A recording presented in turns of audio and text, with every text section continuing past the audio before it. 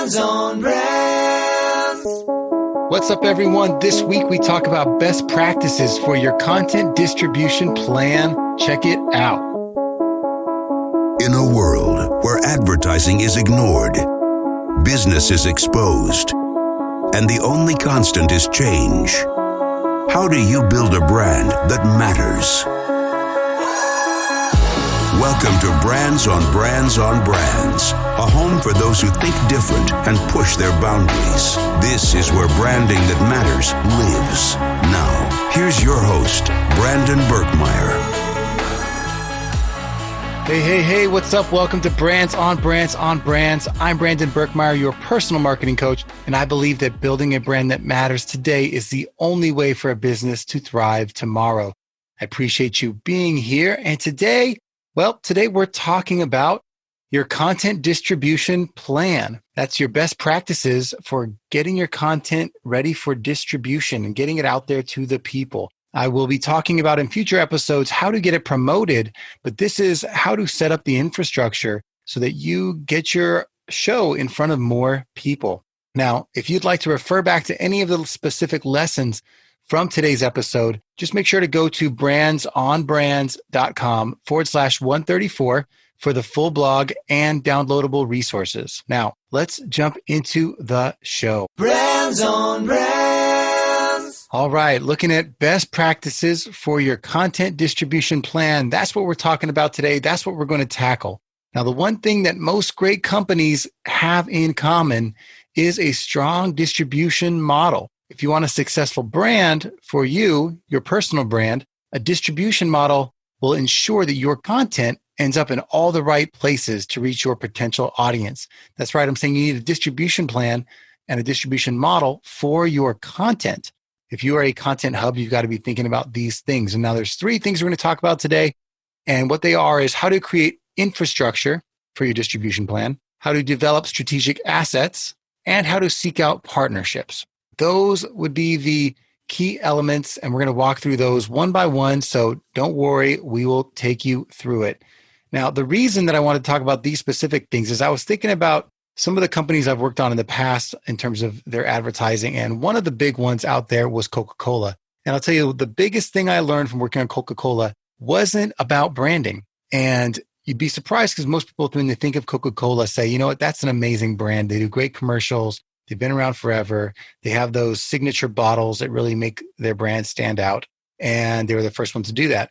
But what I learned working on the business for so long was that the secret to Coca-Cola's success and their successful brand is actually their distribution. They have an amazing distribution model. They know how to put their products everywhere you go, not just on store shelves, but at retail, at grocery, at convenience stores, at gas stations, at the movie theater, at theme parks.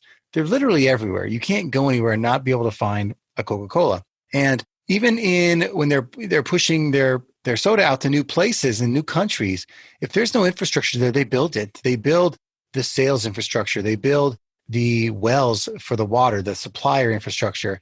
They build the sales infrastructure. They build all of it so that they can distribute their product. So that made me think, how can you apply that same successful model to someone who's out there creating content to support their personal brand? And I think there are certain ways to do that.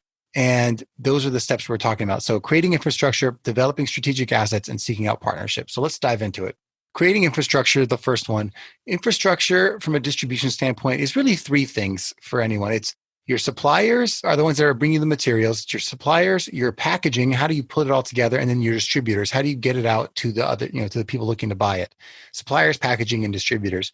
That's infrastructure from a distribution standpoint. So suppliers from a media standpoint, from a personal brand standpoint, you are your number one supplier. You're the one who's creating all this content. You're the one creating all this knowledge and perspective. So your skills and your experiences are going to be the input to you being a good supplier. So if you're out there and you're trying to figure out how do you make a better show, the first step in that to being a better supplier is making sure that you are talking about your experiences, sharing your experience. And if you don't have them, or if you want to continue to get better, developing more skills, developing your skills at the thing you're wanting to be known for, at the thing you want to be known for, at the thing you want to talk about. Developing your skills in that area was always going to be a way for you to have more access to more content. So As a supplier for your own content, that's one thing to think about. Interviews is the other one. So getting better interviews, getting more and more people on your show, building your Dream 100 list of people to interview is going to help you increase your supply. Curation is another great way. How do you pull in other people's ideas from different places? How do you read the news and share that information, pull new ideas into your show? And how do you repurpose? How do you take other ideas that you've already used and bring them back to light? This is going to create a strong supply chain for your infrastructure. The second piece is packaging. So how do you take all that information and input and package it in a way that a customer wants before you distribute it? So for me, the packaging is, if you're blogging, it's having it well written. So maybe having someone edit that blog. If you're podcasting, it's making sure that you have the sound adapted and adjusted and edited by a professional editor, or using the tools to help get it to that sound quality you need. Another way to approach this, besides the editing, is also looking at what are the assets I have that help package it, like the logos, the look, the sound, the feel. Do you have something consistent that people, when they look or hear your look at your show or see or hear your show, that they know that that's your show? I love having an audio logo. I love having an introduction to my show. All those things are recognizable. So when you hear it, you know it's mine. And that's what the good brands do. Also, templates. Do you have templates that help you continue to have a consistent delivery of your product? And the third piece of a great infrastructure is the actual distributors themselves, the people that are helping you put it in front of the people that want to listen. So for one place for podcasters to look at specifically as distributors is obviously the directories, the place, not just the hosts and the place where you can listen to podcasts, but where are the directories where you can be found, but also where you can be indexed and categorized and searched? How do you get your podcast into more and more directories so when people are looking, they can find you? Another great distributor for content is publishers. The historically most popular publishers out there have been around for a long time, and you can look at how do you access them and provide content to them. So how do you get featured as an article in a popular magazine, on a popular podcast, in a popular blog or website? How do you get distributed in a popular Facebook group or YouTube channel? Finding the publishers that are doing it and are popular and finding a way to become a contributor to those will help you get your face, your content, your name in front of more people. And that's why you have so many people that when they're out there speaking, a lot of my guests as well, some of the accolades that the list is, as featured in Inc. or Entrepreneur Magazine or Forbes. If you can say that, it adds credibility to you. And guess what? The people that are reading those publications are getting to know you as well. And the last I'd like to say is influencers. And I'd potentially say this is the most powerful, because even with publishers and directories, you're one of a million, right? But if you can get out there and talk to influencers and they like you and they want to support you and you build a relationship with them and they put you on and introduce you to their following, all it takes is one good influencer to get you to be known to a lot more people. So strategically thinking about who do you partner well with, where you're not, maybe being competitive with them, but really complements what you're trying to do and the people you're trying to get around and in front of. Figuring out who those people are is important. And not only that, but thinking about who are the influencers of your audience. How do you, not just people with large subscriber lists, not those kind of influencers, people who actually influence the decision makers, influence the audience that you're trying to listen to, or that you're trying to attract. That's one way to get your podcast out there to more people. So line up these distribution channels. So that's the infrastructure. Why don't you think about it in terms of supply, packaging, and distribution? So that's creating infrastructure. The second step here that I listed earlier in terms of best practices for your content distribution plan is going to be developing strategic assets. So one of the things to think about a strategic asset would be, these are things that you can call your own, that you can point to as something that continues to support you over time. So one of those that I like to think of is media properties. So wherever you create content, that first place is a media property. So if you are a blogger or you're a video creator or a podcaster, that primary place that you create is a media property. That's a strategic asset. The content in it is an asset.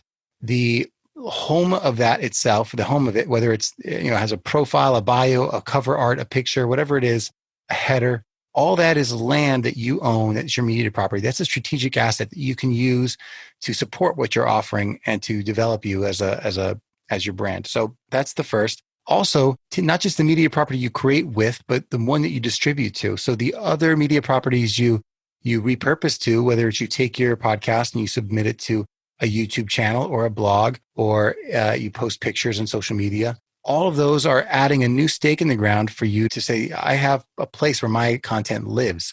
Those media properties, as you secure them and you hold the addresses of them and you build them, are assets. And those assets, as you grow them over time, make for a stronger distribution plan for you. Because as you have subscribers in different places, you have more people to hear your message. And another place, obviously those are the most obvious, but the next one is your email list and the people that are in your Facebook group. Those people are within a place that you own, that you control.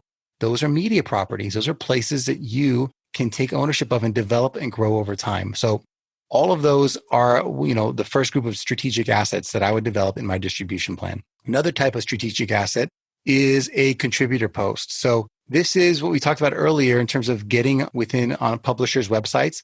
If you can be a contributor somewhere and put that content on a place that it can be found, you now have something you can point to and say, here, read this article that was on Forbes. Read this article that was on Inc. or Entrepreneur or Fast Company or whatever it might be. You can point to it and say, this is something that I wrote that you should read. And that adds credibility. That's a strategic asset. You can, even if you've only done it once out of the 30 years you were doing something, you were featured there in one article that was 500 words long.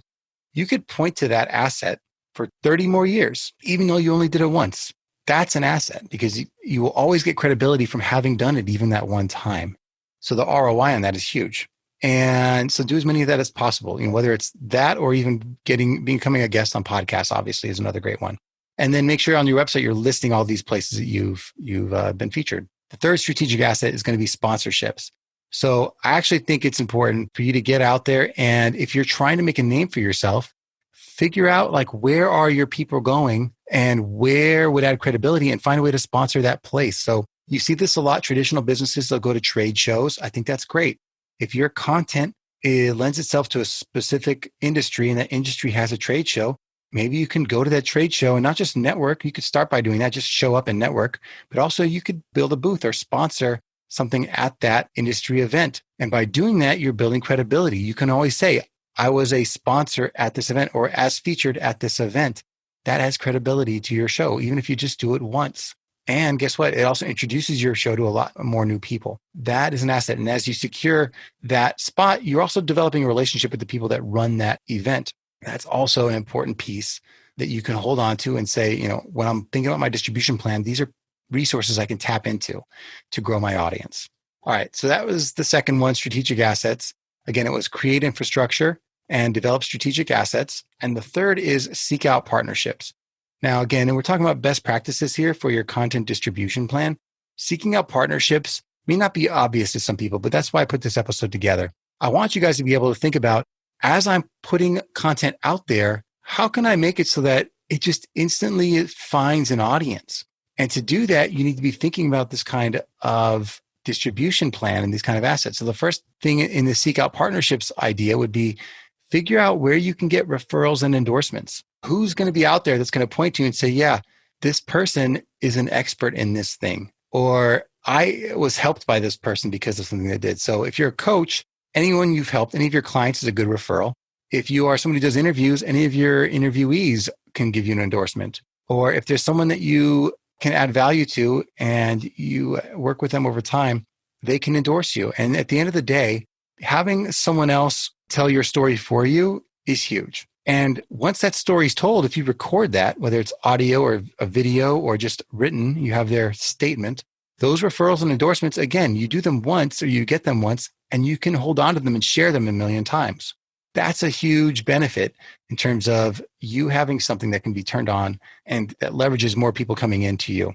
Because a referral is someone who's out there basically saying, hey, go check this out. And you didn't have to do any work to do that other than being at the beginning, starting a good relationship. Another type of partnership to seek out is an affiliate program. You can actually incentivize the people in your world, because I assume that if you are an expert in a certain world, you probably know some people in that world, either as customers or as influencers.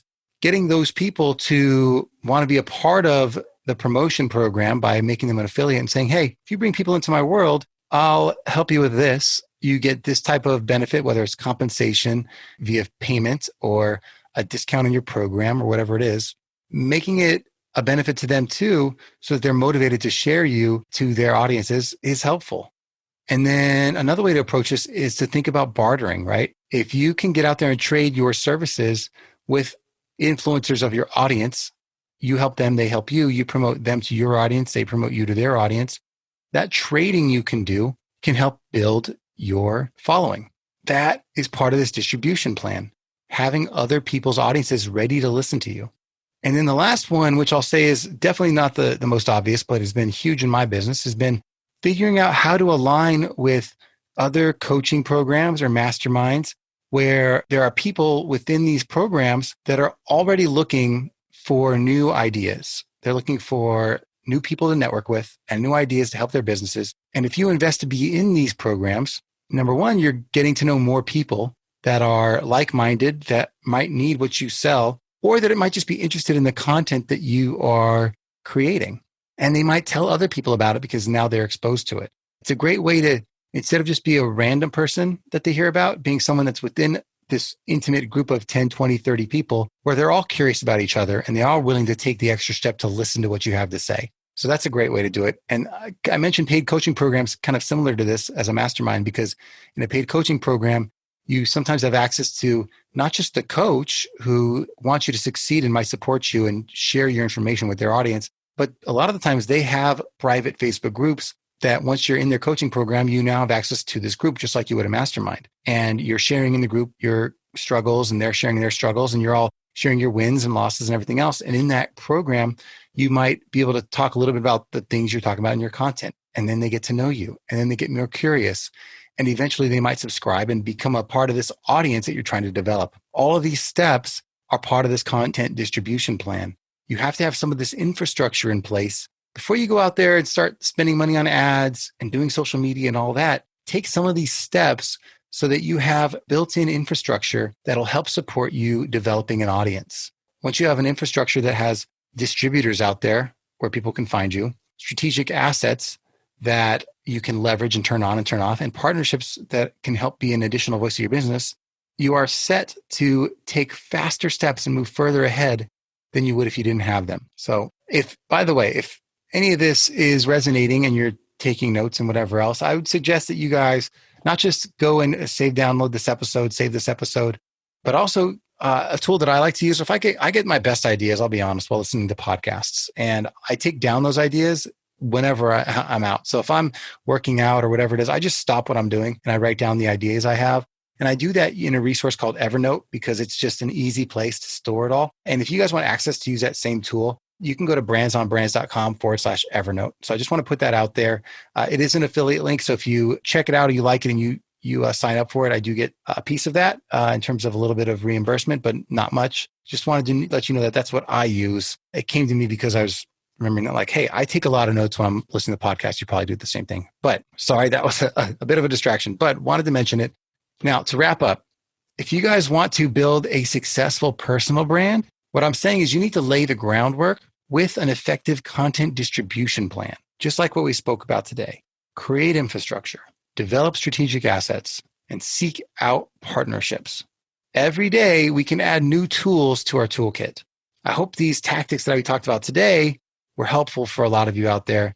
And if you did enjoy the show, I always appreciate if you could take a screen grab, tag me on Instagram at Brandon Berkmeyer, and I'll reply. I'll get involved. I'd love to hear and know that you're listening and have a conversation with you. And beyond that, just keep on building brands that matter. Thank you for listening, everyone. I appreciate you. And as always, I will catch you next time. You've just taken your marketing knowledge to another level with this episode of Brands on Brands on Brands. But we have plenty more ways to not just help you build a business, but build a brand. Head over to brandonbrands.com for more resources, as well as access to our blogs, videos, and exclusive coaching sessions with your host. Be sure to visit brandonbrands.com.